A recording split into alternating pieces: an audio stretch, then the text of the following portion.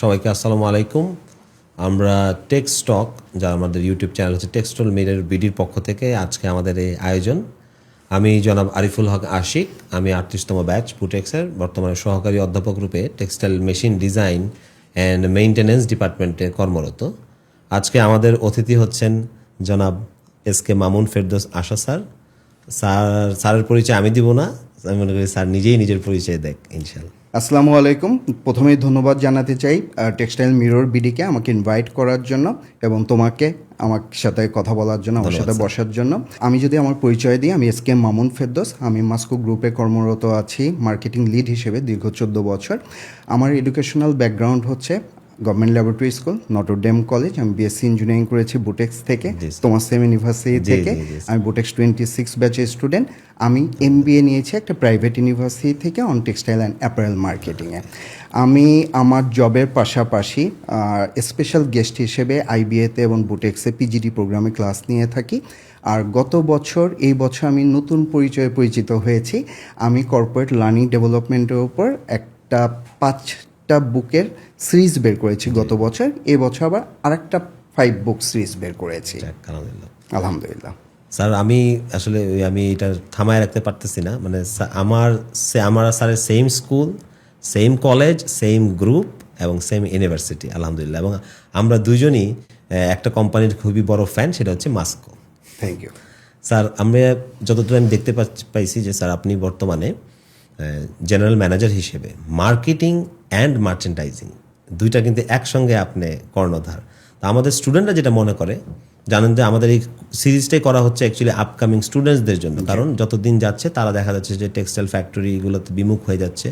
তারা যাতে এই সম্বন্ধে যতটুকু জানতে চায়, যে আমাদের মাধ্যমে যাতে জানতে পারে, সেই হিসেবে স্যার অনেকে মার্কেটিং অ্যান্ড মার্চেন্ডাইজিংকে মনে করে যে সেম জিনিস, কিন্তু অ্যাকচুয়ালি দুইটা ডিফারেন্ট ওয়ার্ল্ড। এবং আপনি দুইটা আলাদা, এবং আপনার ভিজিটিং কার্ডেও কিন্তু লেখা দুইটা ডিফারেন্ট সত্তা আর কি, যেটাকে বলে। ওকে, আমি এই দুইটা পার্থক্যটা ক্লিয়ার করে ডিফারেন্সিয়েশনটা করে দিই। ফার্স্ট অফ অল হচ্ছে, আমরা যখন মার্কেটিং বলি এটার সাথে আরেকটা জিনিস আসে, সেটা হচ্ছে marketing and branding. So as a marketing person, যখন আমি আমার কোম্পানিতে এই রোলটাকে প্লে করি, আমি কিন্তু আমার কোম্পানির যে মার্কেটিং, নেম, ফেম, ব্র্যান্ডিং নিয়ে কিন্তু কাজ করি। যে কিভাবে আমি আমার কোম্পানির এক্সপোজার ক্রিয়েট করব, কিভাবে আমি আমার প্রোডাক্ট রেঞ্জে এক্সপোজার ক্রিয়েট করব, কিভাবে গ্লোবালি ইন্টারন্যাশনাল মার্কেটে, গ্লোবাল মার্কেটে আমি মাস্কো গ্রুপকে তুলে ধরব। যে মাস্কো গ্রুপ যে একটা স্বনামধন্য কোম্পানি, মাস্কো গ্রুপ যে অনেকগুলা স্ট্রেংথের কম্বিনেশন, মাস্কো গ্রুপ যে একটা এক্সাম্পল, মাস্কো গ্রুপ যে one of the largest, not only because of the capacity or capability, but also some of the uniqueness, because of the products, because of the culture, because of the way of working, because of the communications, leadership. So এই সব কিছুর কম্বিনেশনে যে আজকে Moscow group, আমাদের এই ব্র্যান্ডিংটা কিন্তু মার্কেটিংয়ের মধ্যে পড়ে। আবার যদি বলি মার্চেন্ডাইজিংটা পরে হচ্ছে, আমি যখন একটা অর্ডারকে প্রকিউর করলাম, সেই অর্ডারের শুরু থেকে, অর্ডার প্রকিউরমেন্ট থেকে শুরু করে অর্ডারটার এক্সিকিউশন পর্যন্ত, আই মিন একটা প্রোডাক্টের ইন্টায়ার লাইফ সাইকেলটাকে যখন আমি এক্সিকিউট করছি, এটাকে ফলো আপ করছি এবং এটাকে প্রকিউর করা থেকে শিপমেন্ট পর্যন্ত প্রত্যেকটা ক্রস ফাংশনাল টিমের সাথে কমিউনিকেশন করছি, এবং যে ডিউ টাইমের মধ্যে, যে লিড টাইমের মধ্যে কোয়ালিটিকে মেনটেন করে, কমিটমেন্টকে মেনটেন করে শিপমেন্ট করছি, that's call merchandising. So that's the basic difference of marketing, merchandising. অনেকে আবার একটা জিনিস মিলিয়ে ফেলে যে what's the difference between sales and marketing. আমি এটাকে এভাবে বলি, একটা ছোট্ট এক্সাম্পল দিয়ে বোঝানোর চেষ্টা করি। যে ফর এক্সাম্পল, আমি একটা মার্কেটিং পার্সন, আমি আমার একটা প্রোডাক্টকে কাস্টমারের কাছে নিয়ে যেতে চাই, তাকে দেখাতে চাই, বোঝাতে চাই, এবং তাকে কনভিন্স করে, ম্যানেজ করে, তাকে ইন্টারেক্ট করে ওই প্রোডাক্টটার অর্ডারকে প্রকিউর করতে চাই, ওটাকে আমি নিয়ে আসতে চাই আমার কোম্পানির জন্য।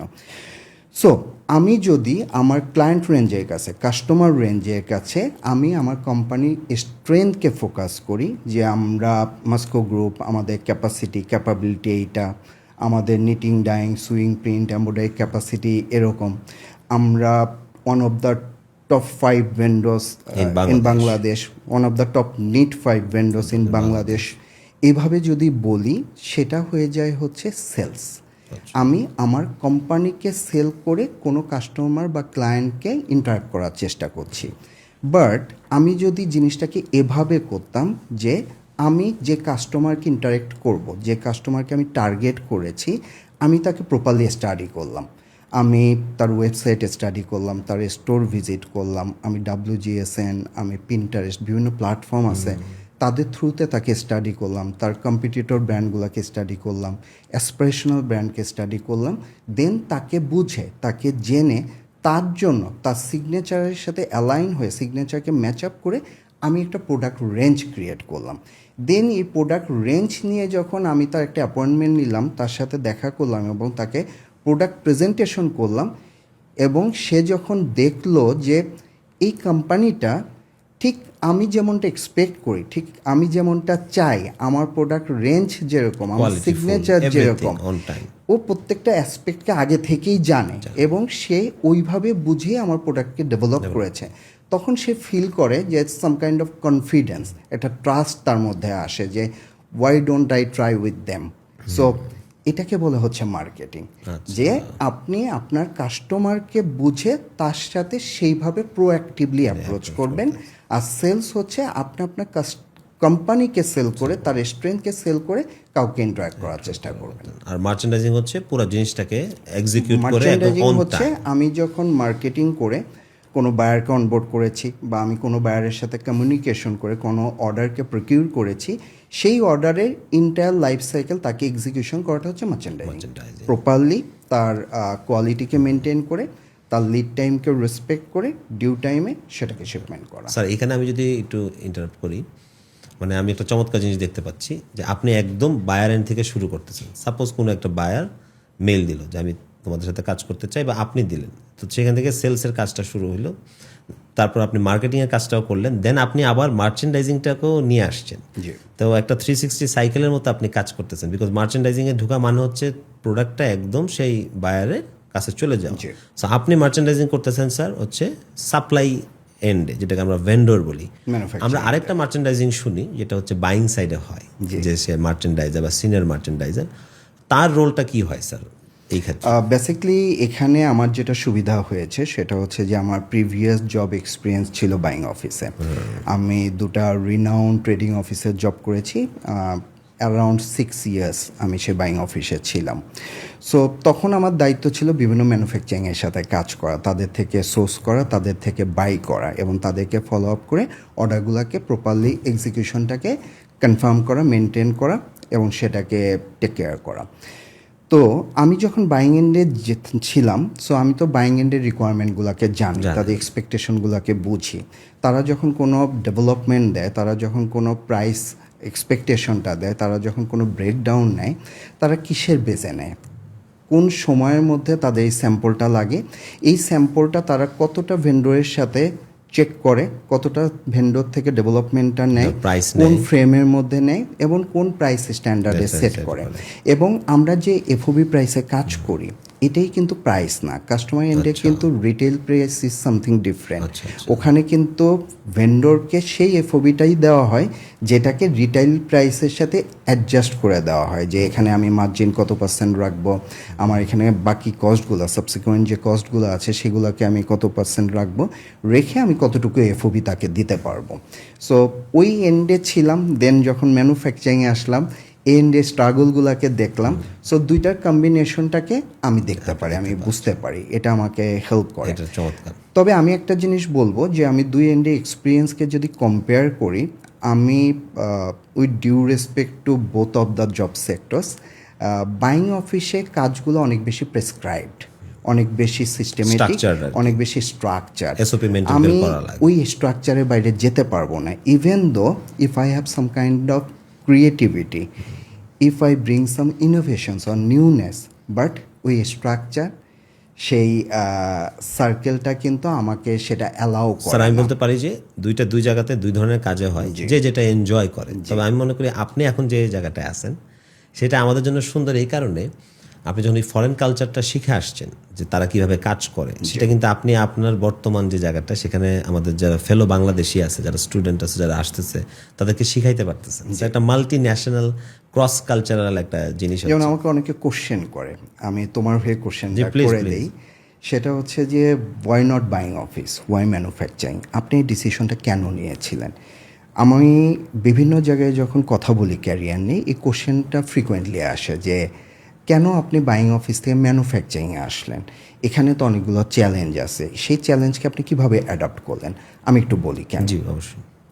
আমরা যখন 2005 সালে টেক্সটাইল থেকে বের হই, আমরা প্রথম জবে ঢুকতে চাই হচ্ছে ম্যানুফ্যাকচারিংয়ে। রিজন হচ্ছে যে আমি যদি কোনো একটা ম্যানুফ্যাকচারিং জব নেই, সেখানে প্রত্যেকটা প্রসেসকে আমি দেখতে পারবো, জানতে পারবো, যেহেতু আমার প্রোডাকশন ফ্লোরে জবটা হবে, সো আমার লার্নিং ডেভেলপমেন্টটা প্রপার হবে।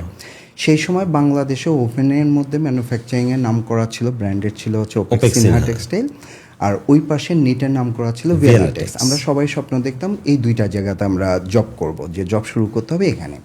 সো আমি ওপেক্সে ট্রাই করি, থ্যাঙ্কস টু গড যে আমার ওপেক্সে হয়ে যায়। তারা 60 জন থেকে 5 জনকে রিক্রুট করে, আমি সেই 5 জনে একজন ছিলাম। আমি লিভাইস অ্যাকাউন্ট দেখা শুরু করি। সো আমি 1.5 থেকে 2 বছর সেখানে কন্টিনিউ করি। কন্টিনিউ করার পরে আমার কাছে মনে হলো যে আমার এখানে যতটুকু লার্নিং হয়েছে, এর থেকে ফার্দার আমি আর এখানে শিখতে পারবো না, গ্রো আপ করতে পারবো না। সো ওখান থেকে আমি লিভ করে আমরা ট্রেডিং অফিসে চলে আসি। এখন কোশ্চেন হতে পারে, আপনি কি রিটেইল অফিসে ট্রাই করেন নেই, সরাসরি ট্রেডিং অফিসে চলে আসলেন? রিজন হচ্ছে আমি রিটেল ব্র্যান্ডে ট্রাই করিনি, আমি ট্রেডিংই টার্গেট করেছিলাম। এই কারণে আমি মনে করলাম, যেহেতু আমি ওপেক্সে শুধু ওভেন শিখেছি, denim or non denim, but আমি তো নিট, সোয়েটার, সক্স, লঞ্জারি এগুলো শিখতে পারিনি। বাট আমি যদি কোনো একটা রিটেল ব্র্যান্ডের জব নেই, রিটেল ব্র্যান্ড H&M হোক, M&S হোক, জিএস্টার হোক, পুমা হোক, এরকম গ্যাপ হোক, যে কোনো রিনাউন্ড রিটেইলে যদি আমি ট্রাই করি এবং সেখানে যদি আমার জব হয়, ওই জবটা হবে অনেক বেশি ফরম্যাটেড জব। আমি হয়তো নিট ওভেন সোয়েটারে কোনো একটা ক্যাটাগরিতে পড়বো, হয়তো পড়লাম ওভেনে, আবার সেই ওভেনের মধ্যে মেন্স, লেডিস, আবার তার মধ্যে প্রোডাকশন বা কোটেশন। সো আমার কাছে মনে হলো যে আমার ওয়ার্ল্ডটা খুব ছোট হয়ে যাবে, এখানে আমার আসলে ওরকম লার্নিং ডেভেলপমেন্টটা থাকবে না। বাট আমি যদি সেখানে একটা ট্রেডিং অফিসে চাকরি নিই, আমি ডিফারেন্ট কান্ট্রি, ডিফারেন্ট ব্র্যান্ডের সাথে জব করতে পারবো, ডিফারেন্ট ক্যাটাগরির সাথে জব করতে পারবো। সো আমার বিভিন্ন ক্যাটাগরি, বিভিন্ন ধরনের product category, product range, product signature জানা হবে, শেখা হবে। সো আমি একটা ট্রেডিং অফিসে চলে আসি, একটা ফরেন ট্রেডিং অফিসে। আমি সেখানে 4 বছর কন্টিনিউ করি। 4 বছর পর আমার কাছে মনে হয় যে this was the right time to switch for another opportunity, so I moved for another opportunity, that's another trading office. আমি সেখানে কন্টিনিউ করি 1.5 year. During that period I never ever thought that I could change my job to manufacturer. আমি ভাবিনি, আমি স্বপ্নেও দেখিনি, because আমার career প্ল্যানটা ছিল যে আমি ট্রেডিং অফিস থেকে রিটেল ব্র্যান্ডে যাব এবং সেখানে আমি ক্যারিয়ার এন্ড আপ করব। বাট সেই ট্রেডিং অফিসে চাকরি করা অবস্থাতে একটা সময় যে আমার কাছে মনে হয় এই জায়গাটা এত বেশি লিমিটেড, এত বেশি ফরম্যাটেড, এখানে আমার আসলে ওরকম স্বাধীনতা নেই। আমি ছোটোবেলা থেকে একটু ক্রিয়েটিভ, ইনোভেটিভ, আমি ডিফারেন্ট ইউনিক নিউনেস নিয়ে কাজ করতে পছন্দ করি। এটা আমার একটা প্যাশনের জায়গা, ভালো লাগা, ভালোবাসার জায়গা, যে সবসময় ডিফারেন্ট কিছু নিয়ে আসা, ডিফারেন্ট কিছু থিঙ্ক করা, এরকমটা। বাট আমার কাছে মনে হলো যে এটা বাইং ট্রেডে সম্ভব হবে না। সেকেন্ডলি, আমি ওখানে ছিলাম অ্যাসিস্ট্যান্ট ম্যানেজার এবং আমার উপরে ছিলেন কান্ট্রি ম্যানেজার। আমি বুঝতে পারলাম যে আমি যদি এরপর প্রমোট হই, আমি হয়তো ম্যানেজার হব। কান্ট্রি ম্যানেজার পোস্টটাতে যেই পরিমাণ এক্সপিরিয়েন্স লাগবে সেটা আমার ছিল না। প্লাস তখন একটা টেন্ডেন্সি ছিল বেশিরভাগ ব্র্যান্ডের যে তারা তাদের অরিজিনে কাউকে এখানে কান্ট্রি ম্যানেজার হিসেবে নিয়ে আসবেন, বাঙালিদেরকে রাখবেন না। সো এটা ফিল করে আমার কাছে মনে হলো যে ওয়াই নট ম্যানুফ্যাকচারার। আমি তো এভাবে কখনো চিন্তা করিনি। সো প্রতিটি মানুষেরই তো কিছু আইডল থাকে, কিছু মেন্টর থাকে। আমি 3 জন আইডলের সাথে কথা বললাম, 3 জন মেন্টরের সাথে কথা বললাম। তো তাদের সাথে কথা বলার পর তারা আমাকে বলল যে this would be the right decision for you, so why are am thinking of that. তুমি ম্যানুফ্যাকচারিংয়ে আসো, তুমি ভালো করবা, হ্যাঁ তুমি যথেষ্ট ভালো করবা, বিকজ তোমার মধ্যে শেখার, জানার ইচ্ছাটা আছে, তোমার মধ্যে প্যাশন্স আছে, ধৈর্য আছে, তোমার মধ্যে হার্ডওয়ার্কিং আছে এবং লেগে থাকার প্রবণতা আছে। ম্যানুফ্যাকচারিংয়ে এটা খুব প্রয়োজন। আর একটা হচ্ছে ম্যানুফ্যাকচারিংয়ে আমরা স্মার্ট ছেলেদের খুব মিস করছি। আচ্ছা। সবার মধ্যে একটা টেন্ডেন্সি হচ্ছে বাইং অফিসে চাকরি করবে, সপ্তাহে 2 দিন বন্ধ থাকবে, বোধহয় 9টা 5টা বা 9টা 6টা জব হবে, একটা ফরেন কালচারে থাকবে, একটু এলিভেটেড এনভায়রনমেন্টে Lifestyle-এ থাকবে, থাকবে। লাইফস্টাইলটা বোধহয় একটু ডিফারেন্ট হবে, একটু আপগ্রেডেড হবে। আর ম্যানুফ্যাকচারিং এন্ডটা বোধহয় একটু ডিফেন্সিভ, একটু চুপচাপ, But বাস্তবতা তো introvert পুরো type, ভিন্ন, স্যার। এরকম। ওই সময়টা বাস্তবতায় এরকম ছিল না। ওই সময়টাতে ম্যানুফ্যাকচারিং এন্ডে স্মার্ট ছেলেরা আসতে চাইতো না। সবাই আসলে স্রোতের সাথে গা ভাসাতে চাইতো, trading office, buying office, retail ব্র্যান্ডে জব নিতে চাইতো, যে ওখানে বোধহয় আমার স্মার্টনেসটা, এক্সপোজারটা আরও ভালো ক্রিয়েট হবে। সো তখন আমি ট্রাই করি। ট্রাই করার পর প্রথম যে নামটা আসে সেটা হচ্ছে মাস্কো গ্রুপ। আচ্ছা। যেই মানুষটার নামটা প্রথমে আসে, মাহবুব মিল্টন স্যার, আমাদের executive director, with due respect to him. তো আমাকে বলা হলো যে মাস্কো গ্রুপে একটা নাইস কালচার ডেভেলপ করা হচ্ছে। আচ্ছা। মাস্কো গ্রুপে মাহবুব মিল্টন স্যার যে ওয়েতে কাজ করছেন, উনি যেভাবে কোম্পানিটাকে ডেভেলপ করছেন, যেভাবে উনি সারাউন্ডিংকে ডেভেলপ করছেন, যদি কাজ শিখতে চাও, কাজ বুঝতে চাও, কাজ জানতে চাও, that would be the right place for you to explore. So 2012 সালে থ্যাঙ্কস টু গড আমাকে এই মাস্কো থেকে ফোন করা হয়। ফোন করার পর বলা হয় যে আমি কি ইন্টারেস্টেড কিনা। সো ইন্টারেস্টেড হলে আমি যেন এখানে ইন্টারভিউ দিতে আসি। ইন্টারভিউ দিই, হয়ে যায়, জয়েন করি। আজকে 14 বছরের পথ চলা। স্যার আপনার এই পুরো সময়টা যদি আমি একটু সামারি করি আমার পাশ থেকে, যেমন আমি যেটা দেখলাম যে আপনি একটা পর্যায়ে যখন দেখেন যে আপনার কাজটা রিপিটেটিভ হয়ে যাচ্ছে, যে এখানে নতুন চ্যালেঞ্জ পাওয়া যাচ্ছে না, তখনই আপনার মনে হয় যে এটা আমার চেঞ্জ করতে হবে। জি। এটা একটা বড় পজিশন। আর সেকেন্ড, আমি মনে করি যে আপনার লার্নিংটা যেটা ছিল, যে আপনি এতগুলা জায়গায় কাজ করার কারণেই কিন্তু এখন একই সঙ্গে সেলস, মার্কেটিং, দেন হচ্ছে মার্চেন্ডাইজিং পুরাটা একটা দেখতেছেন। জি। আলহামদুলিল্লাহ। আরেকটা জিনিস যেটা স্যার ওরা অনেক সময় প্যাচ লাগাইতে পারে বা ওরা বুঝতে একটু অসুবিধা হচ্ছে, রিটেল বলতে বোঝায় যে একটা ব্র্যান্ডের কাজ, কিন্তু ইন টার্মস অফ ট্রেডিং হচ্ছে যে আমি এটাকে একটু সবগুলা ক্লিয়ার ব্র্যান্ড, করে তাই না দিই, স্যার? এটা আমি অনেক জায়গায় বলি, অনেকে বুঝে না। রিটেল আর ট্রেডিং এর হ্যাঁ, যে পার্থক্য। জিজ্ঞেস করা হয় যে তুমি কোথায় চাকরি করতে চাও, মানুষ বলে আমি লিয়াজু অফিসে চাকরি করতে চাই। বেসিক্যালি জিনিসটা হচ্ছে এরকম যে আমরা 3টা ভাগে ভাগ করে বলি। আচ্ছা।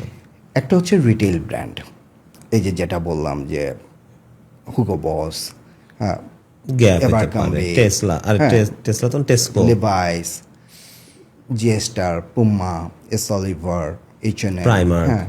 সো ওরা হচ্ছে রিটেল ব্র্যান্ড। ওদের লেভেলের মধ্যেই হচ্ছে ওদের লোগো আছে, ওদের নেম আছে, they are the retail brand. So তাদের যদি বাংলাদেশে অফিস থাকে, সেই অফিসকে তাদের লিয়াজু অফিস আমরা বলতে পারি। আচ্ছা। এটা হচ্ছে একটা সাইড। সেকেন্ড হচ্ছে ট্রেডিং অফিস, অথবা বাইং অফিস, অথবা ইম্পোর্টার।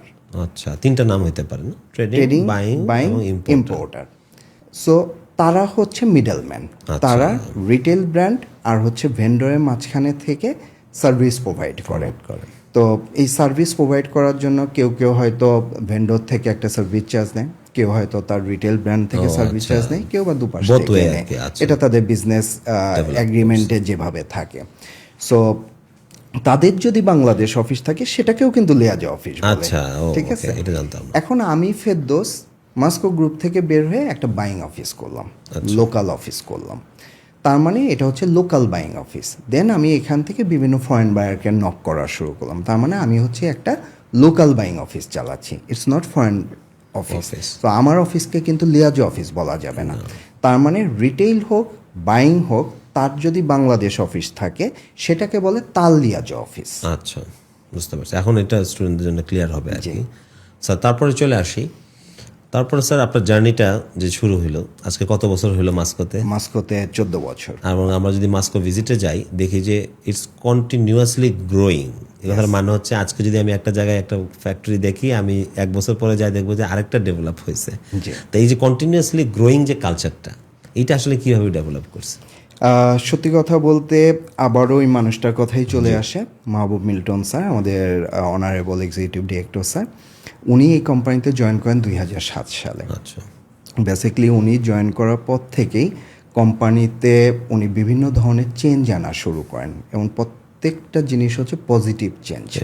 এবং উনি যে জিনিসটাকে সবার আগে ডেভেলপ করার চেষ্টা করেন, সেটা হচ্ছে পজিটিভ মাইন্ডসেট, একটা পজিটিভ কালচার। আমরা প্রত্যেকের জায়গা থেকে পজিটিভলি চিন্তা করব, পজিটিভলি দেখবো এবং পজিটিভ চার্জে চার্জিত থাকবো। So whatever the initiatives, whatever the action we would take or we are planning to take, everything would be positive. So এটা আউটপুটটা ডেফিনেটলি পজিটিভ হবে। উনি এই কালচারটাকে ডেভেলপ করে দিয়েছেন। দেন উনি যে ম্যান পাওয়ারগুলোকে রিক্রুইট করেছেন বিভিন্ন ডিপার্টমেন্টে বিভিন্ন জায়গা থেকে, উনি এই পজিটিভ মাইন্ডসেটের মানুষগুলোকে রিক্রুইট করেছেন এবং প্রত্যেকের জায়গা থেকে তার সর্বোচ্চটুকু বেস্টটুকু দিয়ে যাচ্ছে।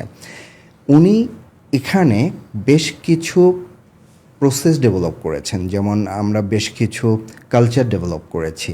আমরা এখানে কাইজেনকে ফলো করি, 5S মনে প্রাণে এটাকে ধারণ করি। আমরা 5S ফলো করি, আমরা কানবান নিয়ে কাজ করি, আমরা টিকিউএম নিয়ে কাজ করি। সো এটাকে শুধু আমরা বলার জন্য বলি না, আমরা এটাকে প্র্যাকটিস করি, আমরা এটাকে ধারণ করি। এই যে কাইজেন, প্রতিটা মুহূর্তে ছোট ছোট ইমপ্রুভমেন্ট নিয়ে কাজ করা হয়, প্রতিটা ডিপার্টমেন্ট প্রতিটা জায়গায় এটাকে নিয়ে কাজ করেন, এটা নিয়ে চেষ্টা করেন। ইভেন আমরা জিনিসটাকে এতটাই ধারণ করি, আমরা প্রায়শই বিভিন্ন ডিপার্টমেন্ট থেকে কাইজেন ফেয়ার করি। আচ্ছা, সেই কাইজেন ফেয়ারটা হচ্ছে ওই ডিপার্টমেন্ট ওই মাসে কতগুলো ইমপ্রুভমেন্ট করেছেন, তারা সেটাকে শো করেন, এক্সপ্লেইন করেন, অন্যরা তাদের থেকে শেখেন, দেখেন, আবার সেটাকেই প্র্যাকটিস করেন বা ফলো করেন। এইভাবে পুরো গ্রুপটা একটা পজিটিভ ভাইবে সামনের দিকে এগিয়ে যাচ্ছে, একটা সেম আমব্রেলার নিচে সবাই পজিটিভ প্র্যাকটিস করে যাচ্ছে। এখানে একটু আপনার ইন্টারাপ্ট করি। ধরেন আমরা তো সবসময় পজিটিভটা দেখি, অবশ্যই আমি জানি, আপনিও জানেন, মাঝে অবশ্যই কিছু ফেইলিয়ার হয়েছে, কোনো না কোনো প্রজেক্ট বা কোনো কিছু।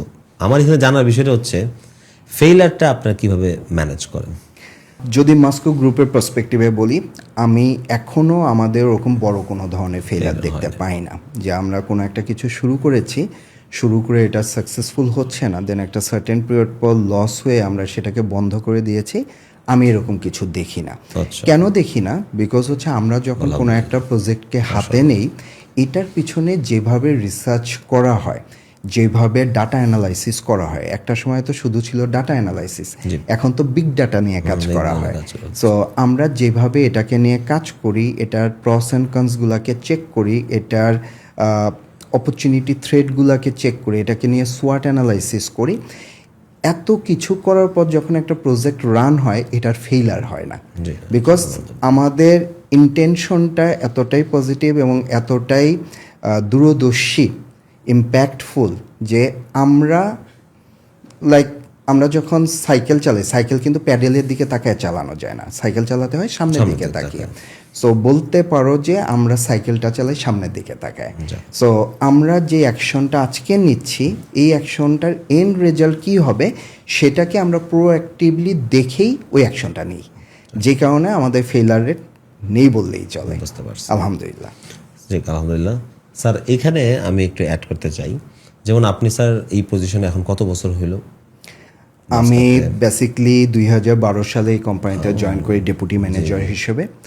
দেন সেখান থেকে প্রমোট হয়ে ম্যানেজার থেকে 2 স্টেপ একবারে প্রমোট হয়ে আমি হই এজিএম থেকে ডিজিএম থেকে জিএম, জেনারেল ম্যানেজার। স্যার, আমার জানার কোয়েশ্চেনটা হচ্ছে যে আপনার এই লেভেলটাতে আপনি যদি নিজেকে ইমপ্রুভ করতে চান, একটা তো আছে নিজের সাথে নিজের চ্যালেঞ্জ, কিন্তু আপনার তো মনে হয় যে আমার পজিশনে অন্য আর কারা কারা আছে, জি, তো সেটা আপনারা কিভাবে করেন? তাদেরও কি আপনারা অ্যানালাইসিস করেন, আচ্ছা আমার পজিশনে ওই কোম্পানিতে ও আছে, ও নিজেকে কিভাবে ডেভেলপ করতেছে, বা তাদের সাথে কি আপনারা একসঙ্গে কখনো দেখা হয় বা কন্টিনিউয়াসলি আইডিয়াস শেয়ার হয় কিনা, বা কিভাবে এটা করেন, বা কখনো দেখেন কিনা, না নিজেই নিজের সাথে চ্যালেঞ্জ হিসেবে নেন? যদি আমি আমারটা বলি, আমার পার্সপেক্টিভটা একটু ডিফারেন্ট।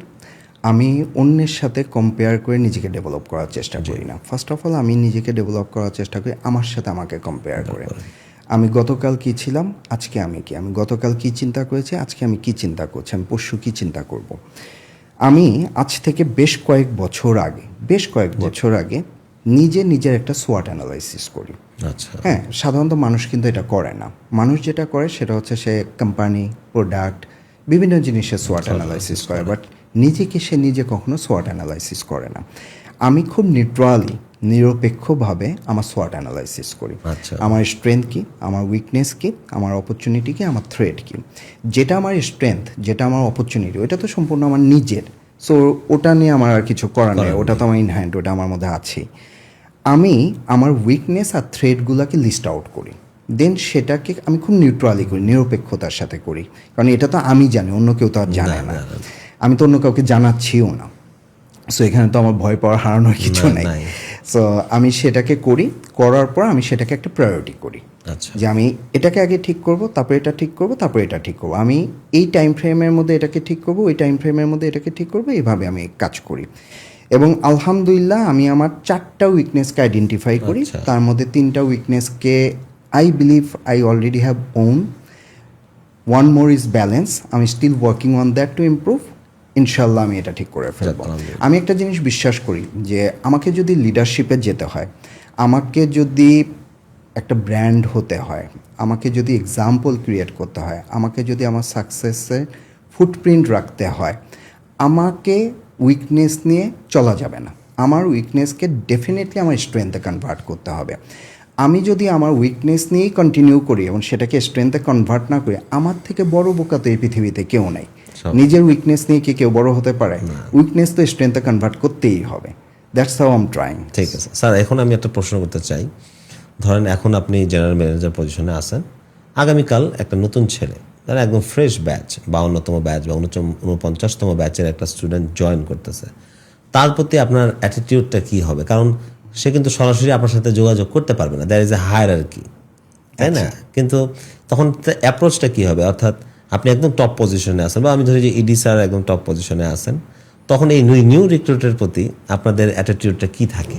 ইডি স্যার আর আমি এখানে বোধহয় সেম স্ট্র্যাটেজি ফলো করি, আচ্ছা। যে আমরা দুজনই আমাদের দুজনের পজিশন থেকে বাউন্ডারিলেস ম্যানেজমেন্ট প্র্যাকটিস করি, যে আমাদের রুমে বা আমাদের সাথে কথা বলতে বা দেখা করতে কারো কোনো বাধা নেই, সে যেই পজিশনে হোক, টপ পজিশন থেকে একদম জুনিয়র লেভেল পর্যন্ত, জুনিয়র মোস্ট লেভেল পর্যন্ত যে কেউ আমাদের সাথে যে কোনো প্রয়োজনে কথা বলতে পারে। আচ্ছা। We are open. সো এই প্র্যাকটিসটা আমরা এখানে করি, it's one of the best practices of us. আচ্ছা। সেকেন্ডলি, আমি যেটা পার্সোনালি বিলিভ করি সেটা হচ্ছে যে বেসিক্যালি আমার এই বিলিভটা আমি আমার নিজেকে মেসেজ দিয়েছি এবং আমি এটাকে মেনটেন করার চেষ্টা করি। সেটা হচ্ছে যে আমি সবাইকে রেসপেক্ট করব, because I believe respect earns respect. আমি যদি কাউকে রেসপেক্ট করি, সে আমাকে রেসপেক্ট করবে। সো আমি রেসপেক্টটা তার আগে করতে চাই, যাতে আমি রেসপেক্টটাকে ডিজার্ভ করে নিতে পারি।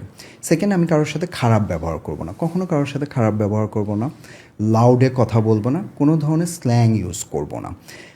অনেকে আমাকে কোশ্চেন করে যে how are you so cool, যে আপনি এত কুল থাকেন কিভাবে, যে এত টেনশন, এত স্ট্রেস, এত প্রেশার, ইভেন এত ব্যাড নিউজ, এত অনিশ্চয়তা, নেগেটিভ থটস। হ্যাঁ, এত নেগেটিভ থটস, এত কিছুর পর আপনি কিভাবে কুল থাকেন?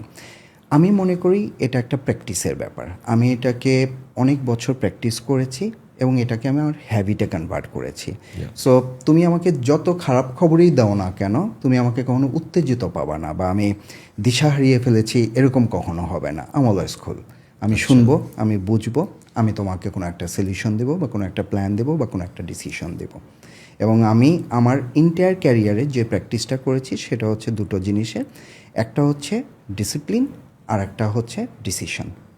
সো আমি মনে করি যে আমার ক্যারিয়ারে যে ডিসিশনগুলো আমি নিয়েছি এবং সেই ডিসিশন নেওয়ার পর যে ডিসিপ্লিনটাকে আমি মেনটেন করেছি, সেটাই আমাকে আজকের এখানে নিয়ে আসছে। Okay sir. স্যার, এই পর্যায়ে আমি বলতে চাই যে আমাদের আসলে এই পডকাস্ট বা এই কালচারটা আমাদের আনার কারণটাই হচ্ছে যে আমরা চাচ্ছি যে বাংলাদেশিরা অ্যাজ এ নেশন আমরা যাতে সবাই সবার যে আইডিয়াসগুলো আছে সেটা শেয়ার করি, এবং সেটা কখন হবে? যখন আপনি কাজ করতে যে দেখবেন যে এইখানে এই জায়গাগুলো ইমপ্রুভমেন্টের সুযোগ আছে। So, আপনি যে আপনার এন্ডে কাজ করতেছেন, ইটস কল্ড সেলস, সেখানে আপনি কি মনে করেন যে কী জায়গায় ইমপ্রুভমেন্ট হওয়া দরকার? আবার যখন আপনি বাইং এন্ডে কাজ করেন তখন আপনি দেখেন যে সাপ্লাইয়ের এন্ডে কী জায়গাগুলো ঠিক হওয়া দরকার।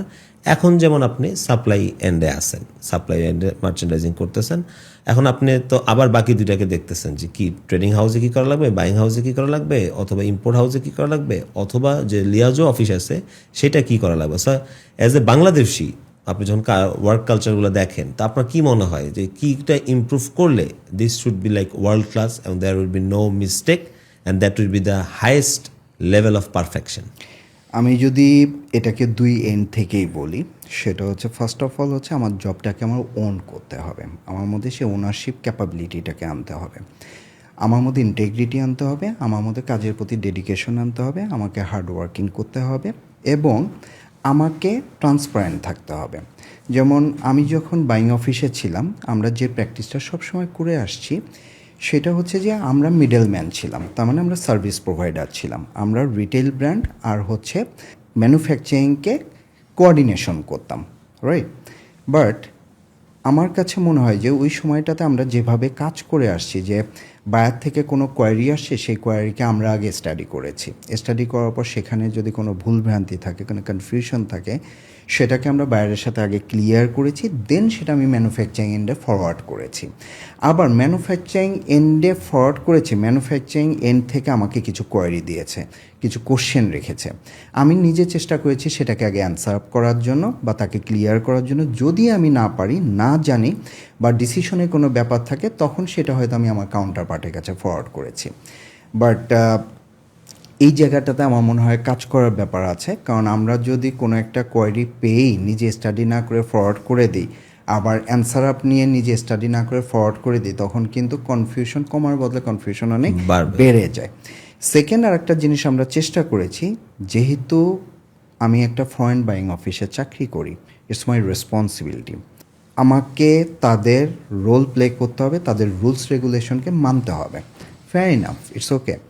বাট এন্ড অফ এভরিথিং আমি তো এই কান্ট্রিকে বিলং করি, সো কান্ট্রির ক্ষতি হবে, কান্ট্রি লুজার হবে, কান্ট্রির প্রাইস রেঞ্জ নেমে যাবে, কান্ট্রির কোনো ধরনের কাহিনী বা কান্ট্রি কোনো ধরনের অ্যাক্সিডেন্ট ওখানে জানাজানি হয়ে যাবে, হাইলাইটেড হয়ে যাবে, তারা নার্ভাস হয়ে যাবে, বা আমাদের বিজনেসে ইম্প্যাক্ট আসতে পারে, বা আমাদের বিজনেস মাইগ্রেশনের থট প্রসেস আসতে পারে।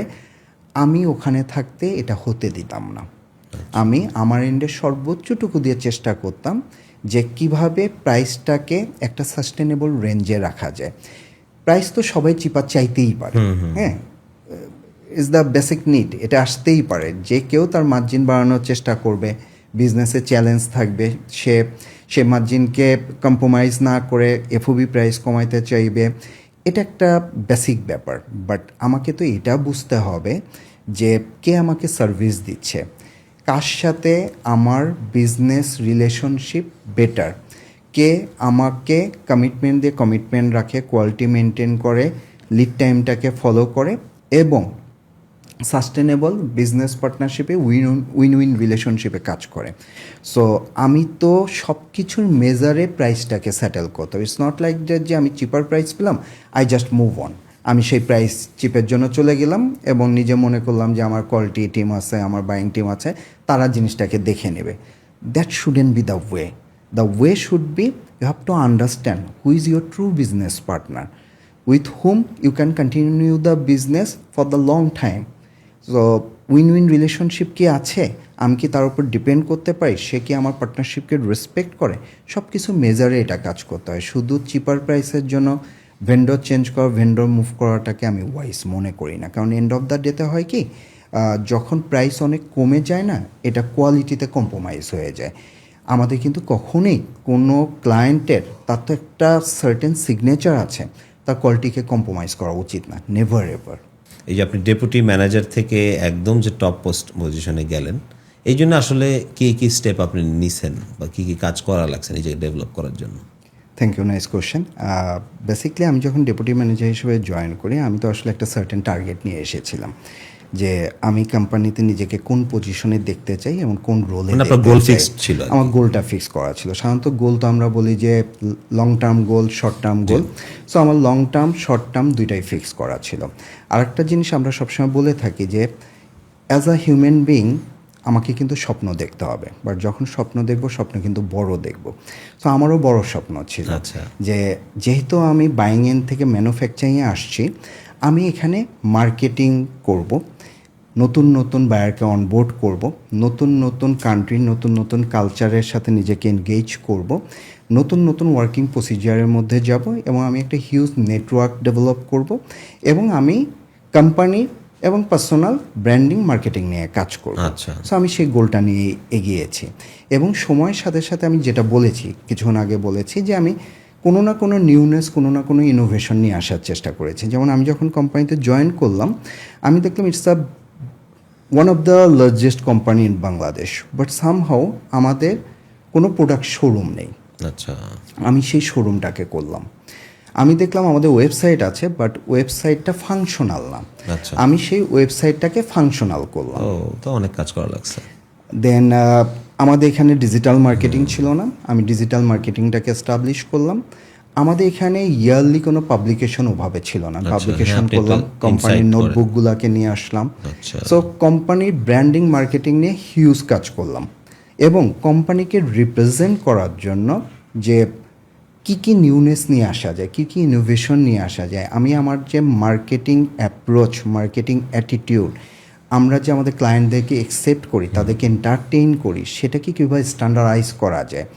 আমরা আমাদের ক্লায়েন্টদের যত ধরনের এন্টারটেইনিং পসিবিলিটি ছিল, আমাদের যতগুলো লজিস্টিক ছিল, আমাদের প্রেজেন্টেশন, আমাদের প্রোফাইল, আমাদের ব্রোশিয়ার, সব গোছানো আছে। প্রতিটা জিনিস নিয়ে আমি কাজ করলাম, প্রতিটা জিনিসকে স্ট্যান্ডার্ডাইজ করার চেষ্টা করলাম। আমি আমার ম্যানেজমেন্টকে হ্যাটস অফ জানাইতে চাই, তা থ্যাংক support ইউ দিছে দিতে সবসময়। চাই যে তারা আমার প্রতি বিশ্বাসটা রেখেছে, আমাকে অ্যালাউ করেছে, আমাকে সুযোগ দিয়েছে, আমি এই জিনিসগুলোকে ডেভেলপ করার চেষ্টা করেছি। আমার সাথে আমার সারাউন্ডিং যে টিম ছিল, তারা প্রত্যেকের জায়গা থেকে সর্বোচ্চটুকু দিয়েছে বলে আজকে একটা টিম এফোর্টের কারণে আমি এই জিনিসগুলোকে করতে বুঝতে পেরেছি। পারছি। সো আমি আমার কোম্পানির নেম, ফেম, ব্র্যান্ডিং, মার্কেটিংটাকে বিশ্বাস করি একটা স্টেজে নিয়ে আসতে পেরেছি, এবং সেভাবেই চেষ্টা করে যাচ্ছি। এবং যত ধরনের প্রোডাক্ট ক্যাটাগরিতে, মার্কেটিং অ্যাটিটিউডে, মার্কেটিং অ্যাপ্রোচে, মার্কেটিং প্রেজেন্টেশনে, বাইং প্রেজেন্টেশনে কীভাবে নতুনত্ব আনা যায় সেটা নিয়ে কাজ করে যাচ্ছি। তাহলে স্যার, আমি যদি সামারি করি, আপনি যখন এই কাজগুলো করছেন, তখন যখন ম্যানেজমেন্ট দেখছে যে সে কোম্পানির প্রতি ডেডিকেটেড, তার মানে হচ্ছে কাজগুলোই আপনার জন্য কথা বলছে যে তাকে তো আসলে আমরা বিভিন্ন স্টেপে সাপোর্টটা আমরা দিতে পারি। আরেকটা ইনসাইট যেটা আমি বলতে চাই, এটা অ্যাকচুয়ালি আমি স্টুডেন্ট অবস্থায় দেখছি, একটা টিম হিসেবে কাজ করতে খুবই দুর্বল, মানে বিশেষ করে বাঙালিরা টিম হিসেবে কাজ করতে আমি দেখছি খুবই দুর্বলতার প্রকাশ করে।